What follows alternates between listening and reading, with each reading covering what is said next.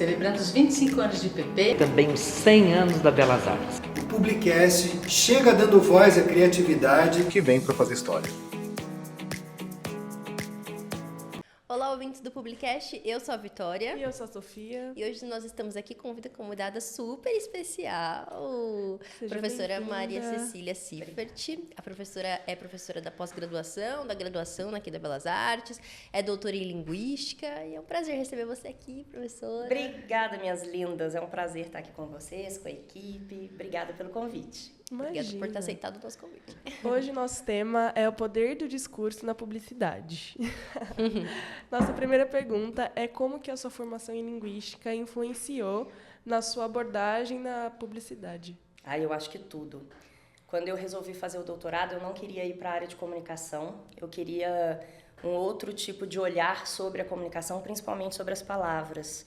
Minha grande paixão sempre foram as palavras, em relação à publicidade como um todo.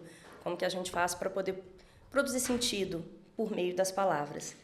Então, eu procurei na linguística, mais especificamente na análise do discurso, que é uma subdivisão da linguística, subdivisão na qual eu sou doutora, na área de análise do discurso, como que eu poderia enxergar a publicidade pela análise do discurso. Então, eu acabei me especializando nas minhas pesquisas em fazer essa relação texto publicitário e análise do discurso. Certo. E quais experiências acadêmicas ou profissionais que influenciaram o seu pensamento sobre a comunicação publicitária? Eita, esse é pesado. Quando eu era pequena, eu pensava muito em fazer direito, mas aí eu mudei de ideia, porque eu falei que isso não vai dar certo, problemas já tem demais, não vou cuidar do problema dos outros. E aí um professor meu, quando eu tinha uns 13 anos, me disse que eu escrevia muito bem. E me falou para ser publicitária, eu nem sabia que isso existia.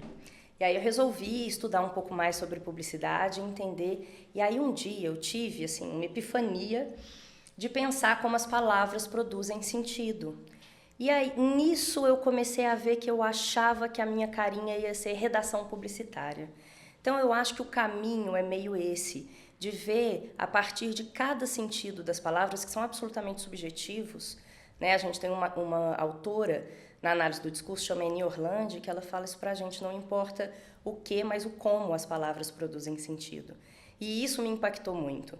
Então, não só como publicitária na prática, como redatora e atendendo contas, mas como pesquisadora e professora, entender a importância de como as palavras circulam. Né? Eu tenho que cuidar muito daquilo que eu vou dizer para que chegue no meu público-alvo como eu pretendo, para não dar ruim, para não depois sair não foi bem isso que eu quis dizer, para não sair o cancelamento, para as coisas não darem errado daquilo que era a proposta da publicidade. Uhum. E, recentemente, você chegou a publicar um artigo analisando anúncios de cemitério e a ótica da análise desses discursos e tal.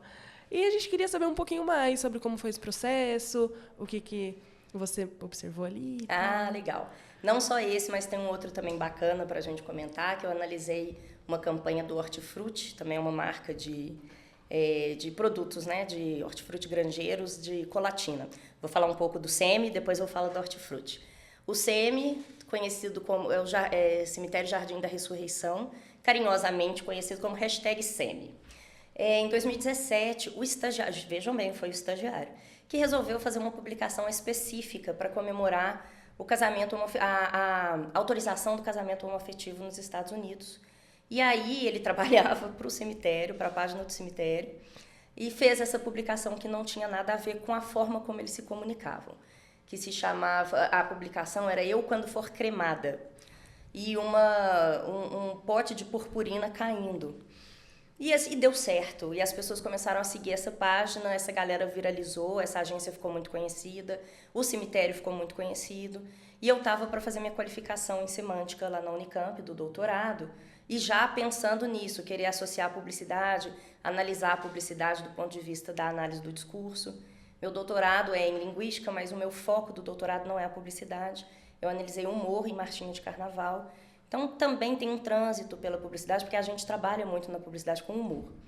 Eu falei, é a hora que eu tenho, a chance que eu tenho de já começar essas pesquisas em publicidade e análise do discurso. Peguei essa galera para pesquisar. E aí tive a oportunidade de, inclusive, entrar em contato com eles e saber dessa história. Quem me contou essa história foi o sócio da agência. E aí eu fiquei apaixonado pelo... Sigam, tá, gente? Cemitério Jardim da Ressurreição no Instagram. Eles são sensacionais. Eles são um case de sucesso para publicidade. E aí eu comecei a perceber o valor que tinha da análise do discurso na publicidade usando o humor. Então casou tudo aquilo que faz parte da minha pesquisa. E é muito interessante porque cemitério tende a ter uma comunicação mais séria, uma coisa mais sóbria, e esses caras fizeram um negócio fora da caixinha.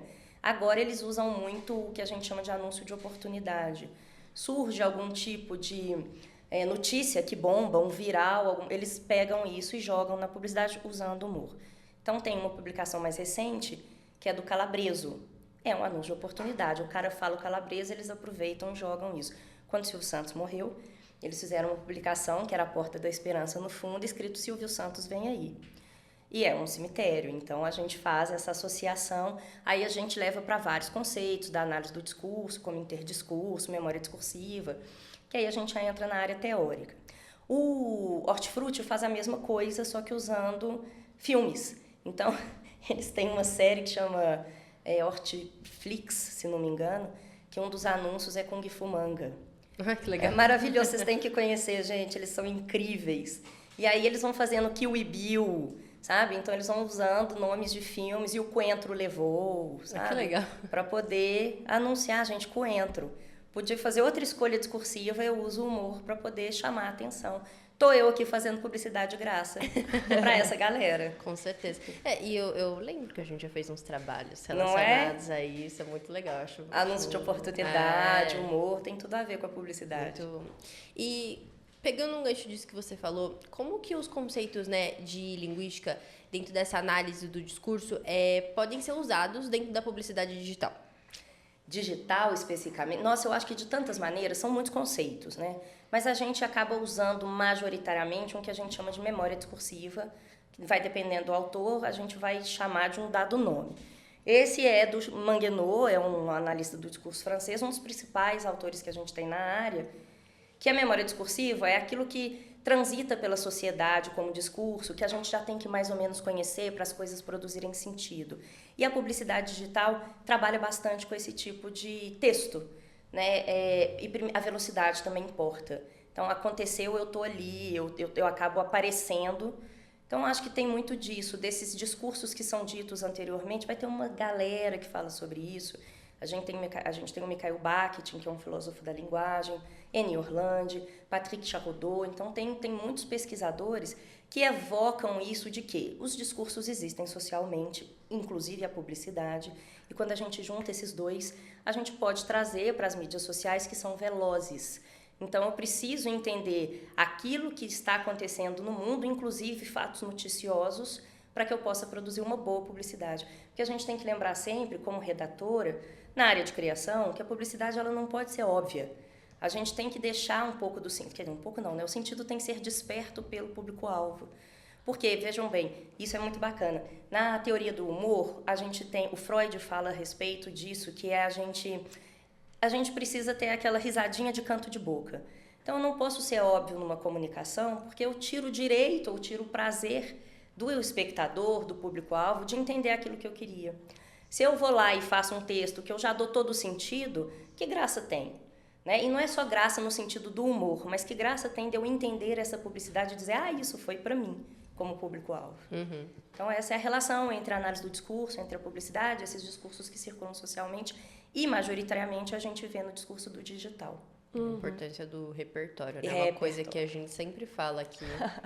Acho que a maior parte dos convidados fala da importância do repertório, a importância de não ter preconceito, conhecer sobre tudo. Vocês lembram das minhas provinhas? Sim. Lembro. De conhecimentos gerais, aquela tristeza, exatamente. Prefiro não lembrar. Foi ali que eu descobri que eu tinha que melhorar meu repertório. Mas falando de humor, né? Como que ele é utilizado na publicidade para construir significado e engajar o público-alvo? Porque o humor é muito legal. Porque o humor é uma coisa que nos atrai. O Freud vai falar muito sobre isso. Ele tem um texto que chama Os Xistes e Sua Relação com o Inconsciente.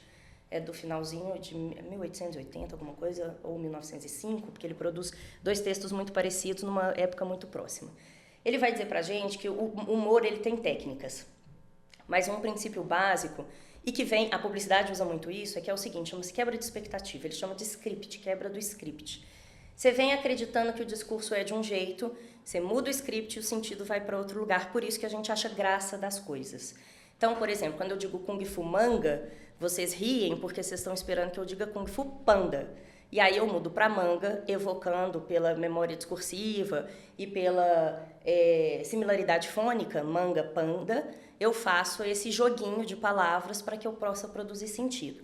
Nessa mesma série do Hortifruti, eles usam uma outra técnica do humor do Freud, que se chama condensação com chuchurek.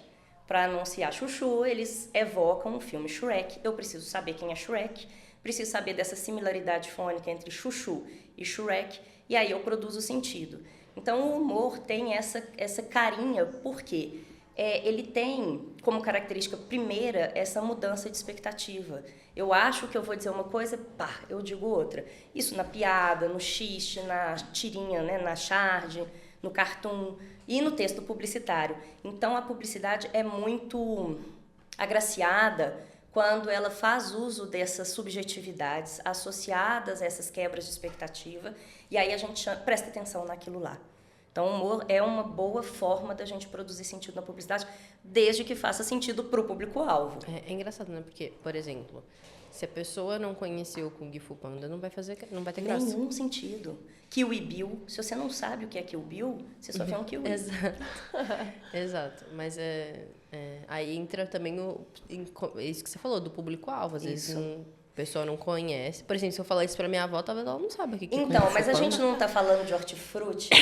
Será que não seria para sua avó também? É isso que é interessante. Por isso que eu acho que eles quebram também essa expectativa, assim como o cemitério, ao anunciar com humor, às vezes a gente pode ser meio de doido, sabe? Será que isso vai colar? Colou muito bem nesses dois casos. Mas às vezes não. Então a gente tem que ter muito cuidado também, né? Será que eu atravesso para outro público se eu tentar? Minha avó não vai entender, mas tô eu aqui falando sobre isso para um monte de gente, né? Exato. E quais são os principais desafios que a cultura digital apresenta para a construção de discursos publicitários? Pode ser voltado para esse lado do humor? Cara, eu acho que de uma maneira geral, construção de repertório. Eu tenho percebido cada vez mais que a publicidade não tem tido tanto esforço para a construção de repertório na publicidade digital. Claro, consumo essa publicidade digital e são raras as vezes que eu vejo anúncios com esse evocar de memória discursiva, de um saber de mundo, de compartilhar sentidos que não aquele papum, compra agora, faça isso, uma coisa mais direta. Eu não acho que é um empobrecimento pela linguagem do digital. Eu acho que é um empobrecimento por quem está fazendo aquilo ali que não tem um repertório para poder produzir uma coisa um pouco mais elaborada. Porque dá preguiça. Sabe, olha, o digital, se a gente pensar principalmente nas redes sociais, elas já me indicam quem é o meu público-alvo. Então não tem que fazer muito esforço. É só eu colocar aquilo lá. E o pior é que vai pasteurizando um texto. A gente já sabe mais ou menos qual é a voz do cara que vai falar sobre dicas de onde comer em São Paulo. Ou então um outro tipo de comunicação que a gente já fala assim, não, saia daí, você está sendo enganado. Cara, faz um troço diferente, pelo amor de Deus, sabe? Isso que vai chamar a atenção do seu público. Não só às vezes na voz, né, mas o que vai falar, ou por exemplo, alguma arte, alguma coisa, né, tipo, o tipo de música que vai usar, sempre as mesmas músicas, Exato. as mesmas coisas. Tem né? conteúdo que você já sabe, começo, meio, fim Exato. dele. Agora tem as trends e, tipo, todo mundo vai seguindo, a marca faz Todo mundo agora, quer fazer a faz mesma depois, faz depois. coisa. né? Exatamente. Isso me deixa um pouco triste. Mas o que é engraçado é que, pro público, o que viraliza é isso. A galera quer ver sempre as mesmas músicas, as mesmas coisas para aquilo entrar na cabeça. O mesmo cara. O que é diferente é meio chato, é meio... É engraçado que o pessoal só satura quando vê que o outro também enjoou, sabe? Aí tem que achar um modelo novo, né? Exato. Então, acho que talvez o desafio seja esse. Quem sabe você proponha um novo modelo, né? Fazer uma coisa... Porque alguém foi o primeiro a fazer daquele jeito, e aí foi todo mundo atrás porque deu certo. Sim. Na publicidade, eu acho que a criatividade está também um pouco fora disso, na publicidade offline, né? O que a gente vê ganhando Cannes, ou o que a gente vê... desses textos, dessas publicidades que são bem-sucedidas, é a pessoa pensar um pouco diferente. É o famoso pensar fora da caixinha. E eu acho que no digital a gente vê muito mais do mesmo. Então, o desafio seria esse se eu fizesse diferente. E como fazer isso? Acho que começa por tendo um bom repertório. Aí você pensa o que casa com o seu público, o que vale a pena e tal.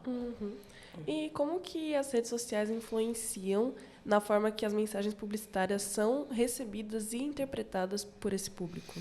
Eu acho que não só as redes sociais, mas também o repertório. Eu acho que tá tudo intrínseco, né? Tá tudo conectado. Eu acho que é uma junção de redes sociais, sendo majoritariamente a forma como a gente se comunica hoje na publicidade. Estou falando aqui vozes da minha cabeça, mas é o que eu percebo, que hoje a gente dá muito mais foco para as redes sociais. E investimento também para as redes sociais. Então, eu acho que isso é uma coisa que impacta a falta de repertório. Somado a isso, uma fórmula que já está funcionando muito bem. Somado a isso, um pouco de preguiça de tentar uma coisa diferente, porque dá trabalho pensar numa coisa diferente. Não tenho aqui a fórmula para isso, mas o que eu fico pensando, e acho que eu, como sempre costumo dizer aos meus alunos, que eu sou muito subversiva, é a gente tentar fazer alguma coisa diferente. É assim que a gente vai se destacar. Né? Eu acho que a rede social é o meio como a gente vai se comunicar. E gosto muito. Só que eu acho que a gente tem que pensar como fazer isso. E, antes de tudo, também, gente, com muita ética. Porque o que a gente vê... Vou fazer aqui um desabafo. O tanto que a gente vê como esses discursos da implicitude, os discursos que estão no desejo... Ai, gente, estou tendo meu momento de falar as coisas que eu acho muito, que eu queria muito que as pessoas ouvissem. A publicidade, ela tem uma força muito grande. Nós, como publicitários, a gente não tem noção do nosso papel social e da força que a gente tem como possibilidade de passar uma mensagem. Então, a gente tem uma responsabilidade muito grande. Sim. E fazer isso de uma maneira muito ética. Porque, senão, a gente vai sacanear muita gente, a gente vai ferrar a cabeça de muita gente. E isso não é legal. E aí, no digital, isso pulveriza. É muita gente que tem acesso a isso. Sai um pouco do controle. Então, pensa muito como profissional na importância do seu papel social, do que você está fazendo, ser uma coisa fidedigna, ser uma coisa ética, né? Porque senão, claro que eu posso criar aqui uma grande celeuma, cortem isso se precisar, mas esse negócio de texto de tigrinho, galera, pelo amor de Deus, Sim. sabe? É muito difícil como publicitário pensar o tanto que a gente está fazendo mal para um tanto de gente. Né? Porque a publicidade trabalha muito com o desejo, com a falta, isso assim, conceitos lá da psicanálise, daquilo que é muito subjetivo do sujeito. E aí você vê aquela galera padrãozinho, milionária, ganhando muito, nananã, você olha e fala, cara, eu vou ter que fazer faculdade. É engraçado, né? Porque no pós, se podemos considerar um pós-pandemia, né? As pessoas deveriam ser mais empáticas, né? Mas parece que piorou 1 milhão de vezes mais. Exato. E agora, os influencers digitais, às vezes, eu acho que eles não têm muita noção da influência que eles têm na cabeça das pessoas. Porque às vezes você pode pensar assim, eu não vou comprar o que fulano tá falando, eu sei que é mentira, eu sei que esse link pode nunca chegar na minha casa. Mas muita gente compra. Claro. Muita gente faz. E você vai ver você tá lá, aí você vive ali uma vida com dificuldade e tal, aí você vê um cara super rico, aí você pensa, se ele fez isso, pode ser que dê certo, eu vou fazer também. Se ele apostou no tigrinho, eu vou Né? apostar também, eu vou conseguir Exato. também. Cara. Mas aí, se você perder, se endividar, é consequência. A culpa é sua culpa que é quis sua. jogar, ninguém te obrigou. Joga com responsabilidade. É muito triste isso, né, cara? E pensar que, assim, são meus colegas, Sim. sabe? Então, isso que você disse é muito importante. A gente acaba projetando no outro um sucesso que ele é ilusório, nesse sentido de que nós como comunicólogos, sabemos tudo aquilo que está por trás, de como que a gente faz, né? Aquela velha história, o hambúrguer do sanduíche daquela foto maravilhosa é graxa, sabe? Assim, então a gente sabe como é que são essas verossimilhanças que a publicidade evoca. Então, a pessoa que está lá dançando e ganhando milhões e maravilhosa e tudo mais, desliga e chora. Mas não é isso que ela mostra pra gente. E aí a gente vê na nossa miserabilidade humana e fala, mas o outro tá lá, então eu também quero. Mano, não é assim que funciona. Então, isso que é a responsabilidade que a gente tem, sabe? E tem que tomar muito cuidado, porque agora a gente vive na cultura do cancelamento, né? Tudo é cancelável. E né? o iaiá. E aí, como é que nós vamos fazer para poder saber se é verdade ou não? Eu caio em golpe, vocês caem Nossa, E em o golpe. vídeo que rodou esses dias, que tinha um canguru segurando uma passagem de avião. Eu caí, gente. Você caiu? Eu caí, eu falei, nossa. Você tá vendo? E você faz comunicação. Você pensa a vozinha que não faz comunicação, sabe? Que tá lá em casa. Olha, é muito doido isso. A E gente- a gente criticava, mas isso daí já existe há muito tempo, quando os nossos avós mandavam aqueles textão que eles republicavam no WhatsApp. Aquele encaminhado com frequência. Né? Exato. Encaminhado com Notícia frequência. política e Exatamente. tal. A gente achava que era uma coisa que só o pessoal mais velho, que não entende de tecnologia, cai. Exato. Agora tá perigoso, que até a gente que entende. A gente cai, tá vendo? É isso. Olha a responsabilidade desse negócio. Por isso que a gente não pode achar que publicidade é uma bobagemzinha. É um monte de gente que tá aqui fazendo nada, sabe? Assim, tilelê. Não é não, gente. É uma coisa muito séria. Muito séria. A gente tem que ter muita responsabilidade sobre isso. E para os futuros publicitários, como que eles podem se preparar para essa questão, qual é a complexidade no discurso na era digital, com isso tudo que você está falando, com as responsabilidades que precisa ter, como que ele pode se preparar para isso? Vou fazer uma coisa muito legal aqui, hein? Inclusive que eu acho que tem tudo a ver, já que a gente está falando aí da responsabilidade, mais do que isso também da gente saber se uma coisa é verdadeira ou não, o conteúdo é verdadeiro ou não, eu vou lembrar de uma memória discursiva, né? Já que a gente está falando disso, da importância que a gente tem que ter do conhecimento que circula socialmente, repertório, busquem conhecimento. ET Bilu. Eu acho que isso é importante, entendeu? É isso que eu deixo de informar, de sugestão para os futuros publicitários. A gente tem que saber de tudo, tem que conhecer de tudo. Não temos desculpa, não temos álibi, a gente tem que saber de tudo. Você pode não gostar, mas eu não estou falando sobre preferências, sobre juízo de valor. É sobre conhecimento de um universo muito diverso. Porque é assim que a gente vai poder, inclusive, ter um pensamento crítico sobre será que isso é verdade? Tá com a carinha, tá com um cheirinho de esquisito. Sim. Então é isso, a gente precisa... A gente volta um pouquinho. No nosso primeiro episódio, o Ronaldo, que é o diretor de graduação, falou sobre isso, que ninguém pode ter preconceito com nada, mas o publicitário está completamente proibido, né? Exato. Quando eu vi o episódio do Ronaldo, falei, ai, meu Deus, ele falando a mesma coisa. Essas meninas vão lembrar que eu não estava mentindo quando eu disse isso. É isso, sabe? Assim, então, é legal. Acho que as próximas pessoas que vocês convidarem, acho que elas também vão dizer a mesma coisa, sabe? A gente precisa... Não podemos ter... Primeiro que nós não podemos ter preconceito na vida, já começa com por nada, aí. né? Com nada. Exato. Como publicitários, a gente tem que ter essa predisposição a conhecer outras coisas, ter a pulguinha atrás da orelha para saber se isso é verdade ou não, mas, acima de tudo, muita responsabilidade com o nosso papel, porque ele é muito sério. Pode parecer que a gente fica aqui fazendo gracinha, não tá, não. A gente tem uma responsabilidade muito grande. Sim. Então, acho que é esse casamento entre conhecimento prévio, conhecimento de mundo, saber sobre tudo, estar aberto a tudo, porque é por causa da responsabilidade que a gente tem. E a nossa área está crescendo cada vez mais, né? Ainda mais com essa questão que a gente estava falando dos influencers digitais. Sim. Está crescendo cada vez mais. E a gente, cada vez mais tem mais responsabilidade, né? Não é só fazer um design bonito. Pois é. Né? Não é só saber desenhar, fazer um negócio no Photoshop. É muito, muito além, né? Acho que é por isso que a gente tem psicologia na faculdade. Total, né? total. Parece antropologia. besteira, sociologia. Mas Etnografia. E é engraçado, né? Provavelmente lá no primeiro período, ai, pra que eu tô tendo isso? Exato. Chega lá no oitavo, você fala, caramba, olha só. Faz sentido agora, Todo sentido, né? Constrói um sentido. E eu acho que... Mas isso tem muito a ver com o que as pessoas são também, né? Você ser uma pessoa livre de preconceito já sai na frente. Lógico, não só porque você tem que ser uma pessoa livre de preconceito, mas para você conseguir entender muitas coisas, que às vezes você pensa assim, eu não quero ver tal coisa, eu não quero, eu vou fazer publicidade para tal pessoa.